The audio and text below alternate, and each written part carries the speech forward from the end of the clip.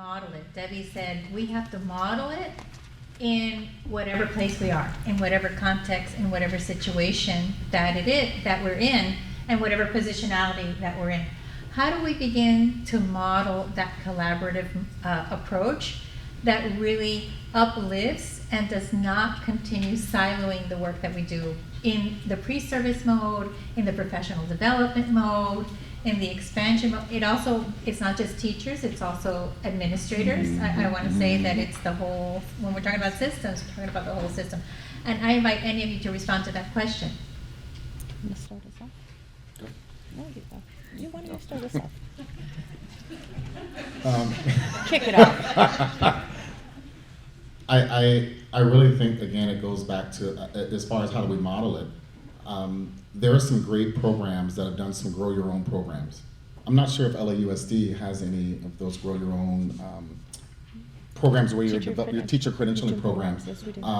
And so I think that's a great model because it allows the district to scale up and focus particularly on the needs that they may have in their district. And so if you're in a particular environment, that there are certain classes or certain student groups that you can have more curriculum around, then that district is able to give more of that because they're providing all the funding.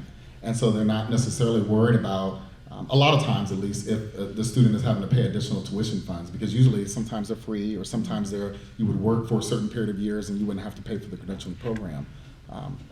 I don't want, just like all of us, to say that I can say that I have the magic bullet of what that answer would be, but I do think that one of the best models is how do we make sure that we're rethinking teacher education? And until we can rethink, there's so many schools around the country, not necessarily LMU, but just schools period around the country that say that they have a social justice framework. But if you look at the curriculum, I can't see anything that's related to social justice. I don't see anything that's related to really pushing the envelope when it comes across to anti-racist instruction or really engaging in how every single class should be a thread of having conversations on race. So when I got hired at LMU, which I didn't know I'd get the job because I was very blunt in my job talk, and so I'm surprised that I'm here. I'm surprised I'm here, so they can't be surprised. They know what they hired. They can't say they didn't know. Yes. When I interviewed at my job talk, I said to them, if I'm teaching a class on basket weaving, we're going to talk about race. I said, I don't care what class that I'm teaching, every class we're going to hit on race, and it is going to make students feel uncomfortable. And it has. So, but I think it takes people that are in the space of willing to say, I'm not here to necessarily make sure that I'm liked. I'm here to make sure that you leave this class being great teachers, and that you know that these students that you're working with, they don't have the ability to say they don't want to talk about race. Because we're in environments in universities where students come from places where they've never talked about it in their families, or they don't want to. Well, when I walk into a room, I can't hide who I am. That's right. And so the reality is that if I am uncomfortable in every environment that I am, then we need to make sure that everyone that we engage with feels that same level of comfort. So.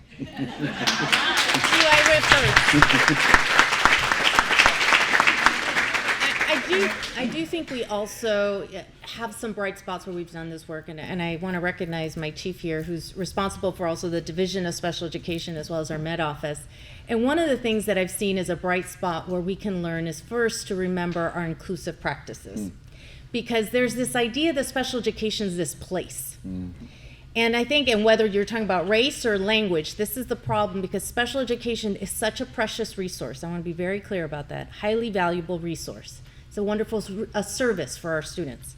But if there's this belief that our kids are going to go somewhere, this is where we start to see those challenges of people truly either being vulnerable, that I don't know how to do something, so I've got to learn, or the system recognizing that it has to build the infrastructure to support an inclusive environment.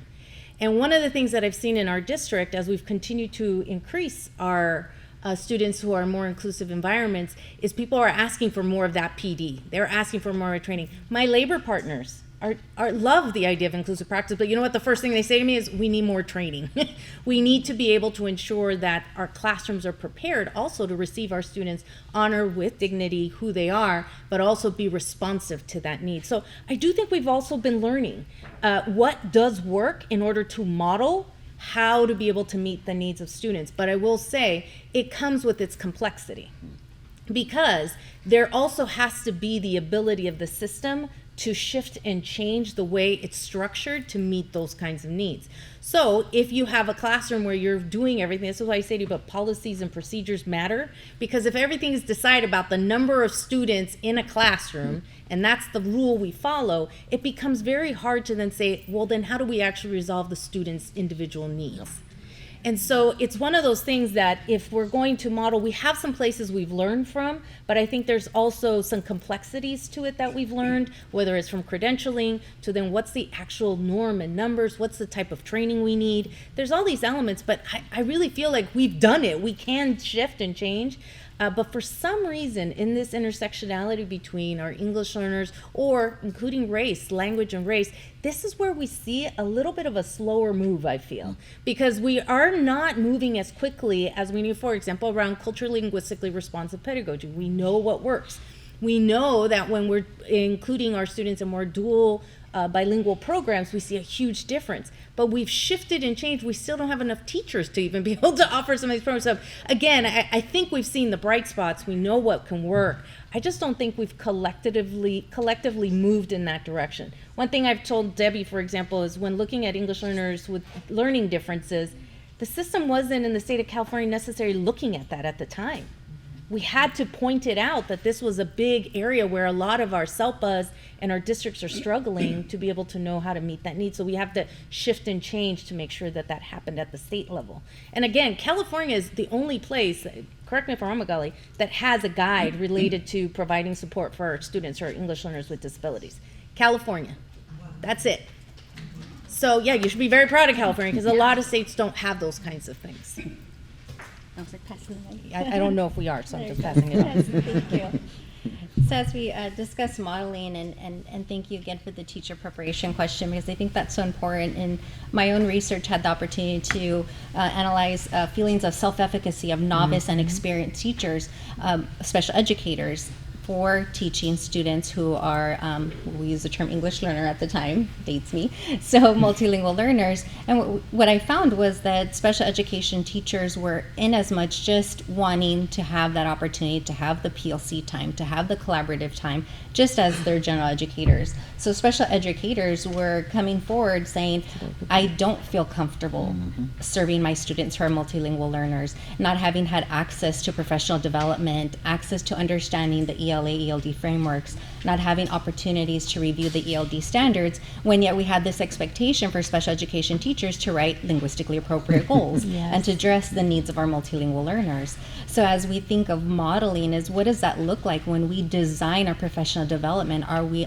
on the automatic looking at equity and access for our adult learners, so that they all receive what they need to then impart what our students need for our students to be successful? So as we think about our systems in its totality, how are we serving our adults? And then how do they serve our students? So when I think about all of these layers of access, it's not only thinking about the EL strand, the disability strand. We've had this wonderful opportunity through our grant work to be able to work statewide and meet the adults where they needed to meet, because some of them were not looking at multilingual learners with disabilities as a priority. It was like, oh, there's a guidebook now. What do I do with it? Do I need to implement it?